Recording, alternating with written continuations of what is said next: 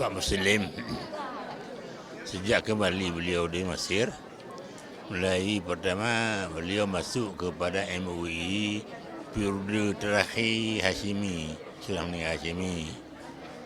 Kemudian berubah MUI ini kepada MPO. Sampai sekarang sudah di 4 periode beliau untuk satu periode yang bukan dia pimpin. Saya lihat beliau dalam memimpin MPO ini bagus sekali, sangat toleransi, tidak ada tidak ada clash dengan kami. Saya lihat beliau bagus sekali, tidak ada hal. Jadi semua barang yang dilaksanakan semua dimusyawarahkan bersama kita. Saya kira selama beliau memimpin MPO ini bagus sekali jalan MPO. Mudah-mudahan ke depan begitu juga sekali itu. Kami atas nama pimpinan MPO sangat mengucap terima kasih kepada beliau atas jasa-jasa beliau yang sudah begitu membina MPO ini, membina MPO sampai begini sudah bagus sekarang. Saya kira begitu.